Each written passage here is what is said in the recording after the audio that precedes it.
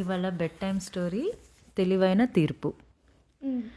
భీమునిపట్నంలో సచ్చిదానంద వర్మ అనే ఊరి పెద్ద ఉండేవాడు. ఆ ఊరి పెద్ద పేరేంటి? సచ్చిదానంద వర్మ.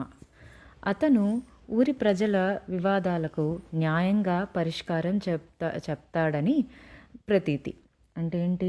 ఎవరికైనా ఏదైనా ప్రాబ్లమ్స్ వస్తే తను మంచి సొల్యూషన్ ఇచ్చి అందరికీ హెల్ప్ చేస్తాడంట ఆయన ఒకరోజు బజారుకు వెళ్తుండగా దారిలో ఇద్దరు వ్యక్తులు వాదించుకోవడం గమనించాడు. వాదించుకోవడం అంటే ఫైట్ చేసుకుంటున్నారు, 2 people. అది ఆయన చూశారంట. ఆ ఇద్దరిలో ఒకతను జమీందారు, మరో ఒకతను ధాన్యం బస్తాలు మోసే పనివాడు. వీరిద్దరు మధ్య వాదనకు కారణం ఏంటో తెలుసా? పనివాడు ఒక బరువైన బియ్యం బస్తా మోస్తుండగా, బియ్యం బస్తా అంటే ఏంటి? ఒక bag full of rice bag. అతను లిఫ్ట్ చేస్తూ ఉన్నప్పుడు ఏమైంది? యాక్సిడెంటల్గా అది జారి జమీందారు కోడిపై పడడంతో అది మరణించింది అంటే డెడ్ అయిపోయిందంట. రైస్ బ్యాగ్ ఒక కోడి మీద పడింది. కోడి అంటే ఏంటి? Hen, okay, or chicken. దాని మీద పడడం వల్ల, హెవీ రైస్ బ్యాగ్ పడిపోవడం వల్ల ఏమైంది? అది ఆ బరువుకి మరణించింది, డెడ్ అయిపోయింది. కోడి అంటే చికెన్, ఓకేనా? దాంతో జమీందారు ఆ పనివాడితో, అన్యాయంగా నా కోడిని చంపేశావు.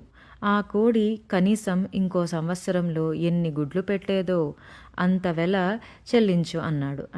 అంటే ఏంటి? ఆ కోడి కనుక చచ్చిపోకుండా బ్రతుకుందనుకో, నెక్స్ట్ 1 yearలో ఎన్ని ఎగ్స్ పెట్టేది? బోల్డ్ అన్ని ఎగ్స్ పెట్టేది. సో ఆ ఎగ్స్ నమ్ముకుంటే ఎంత మనీ వస్తుంది? చాలా మనీ వస్తుంది కదా. ఆ మనీ అంతా నాకు ఫైన్ లాగా కట్టాలి నువ్వు అని చెప్పి అడిగాడనమాట. పనివాడు, అయ్యా, నేను బీదవాడిని, అంత డబ్బు చెల్లించలేను. పొరపాటున బస్తా చేజారి కోడి మీద పడింది, క్షమించండి. ఏం చెప్తున్నాడు? First, it's a mistake that happened. So what is he doing? క్షమించండి అని అడుగుతున్నాడు. అంటే he's saying sorry, he's asking for sorry. Okay, excuse అడుగుతున్నాడు. కోడి వెల మాత్రం కట్టగలను అన్నాడు. అంటే కోడి ఎంత కాస్ట్ ఉంటుందో అంతవరకు నేను పే చేస్తాను అని చెప్పాడు అనమాట. చుట్టూ జనం గుమ్మిగూడారు. ఇంతలో అక్కడికి సచ్చిదానంద వర్మ రావడం చూసి జనం అతను సరైన తీర్పునిస్తాడని ఆశించారు. సచ్చిదానంద వర్మ ఎవరనుకున్నాం మనము? He's a great man in that village. తను ఏం చేస్తాడు? మంచి డెసిషన్స్ అంతా ఇచ్చి అంతా హెల్ప్ఫుల్గా ఉంటాడు అనమాట. డెసిషన్స్ అంటే ఏది గుడ్, ఏది బ్యాడ్, అవన్నీ పీపుల్కి చెప్పడం అన్నమాట. జమీందారు పనివాడు సచ్చిదానంద వర్మతో జరిగిన విషయం వివరించారు. కాసేపు ఆలోచించి సచ్చిదానంద వర్మ, జమీందారు వాదన సరైనదే. పనివాడు అతని కోడి వెల, సంవత్సరమంతా పెట్టబోయే గుడ్డు వెల కలిపి మొత్తం 100 రూపాయలు చెల్లించవలసిందే అని చెప్పాడు. అంటే ఏంటి? ఫస్ట్ అసలు ఏమడిగాడు? ఆ కోడి ఎంత కాస్టో ఆ కాస్ట్, ఇంకా అది 1 year పాటు ఎంత ఎగ్స్ పెడుతుందో అంత అమౌంట్, ఈ 2 ఇవ్వమన్నారనమాట. అక్కడితో ఆగలేదు ఆయన. పనివాడు అతని కోడి వెల, సంవత్సరం అంతా పెట్టబోయే గుడ్ల వెల కలిపి మొత్తం 100 రూపాయలు చెల్లించవలసిందే అని చెప్పారు. ఎంత కాస్ట్ అవుతుంది? 100 రూపాయలు అంటే 100 రూపీస్. అది విని అక్కడున్న వారంతా ఆశ్చర్యపోయారు. ఆ డెసిషన్ విని అందరూ సర్ప్రైజ్ అయిపోయారు. ఓ మై గాడ్, 100 రూపీసా అని అందరు అన్నారనమాట. వారికి అతని తీర్పు అన్యాయంగా అనిపించింది. పనివాడు ఎంతో నిరాశపడ్డాడు. సచ్చిదానంద వర్మ, నా తీర్పు ఇంకా ముగించలేదు అని కొనసాగించాడు. ఏం చెప్పారు సచ్చిదానంద వర్మ? నా తీర్పు ఇంకా అవ్వలేదు, ఇంకా ఉంది అని చెప్పారనమాట. జమీందారుతో కోడిగుడ్డు పెట్టాలంటే నువ్వు దానికి ధాన్యం పెట్టాలిగా. మరి 1 సంవత్సరంలో నీ కోడి ఎంత ధాన్యం తినేదో అని అడిగాడు. 2 బస్తాలు స్వామి అన్నాడు జమీందారు. అయితే ఆ 2 బస్తాల ధాన్యం విలువ నువ్వు పనివాడికివ్వు అన్నాడు సచ్చిదానంద వర్మ. ఆయన తీర్పు అర్థం కాక జమీందారు అయోమయంగా చూశాడు.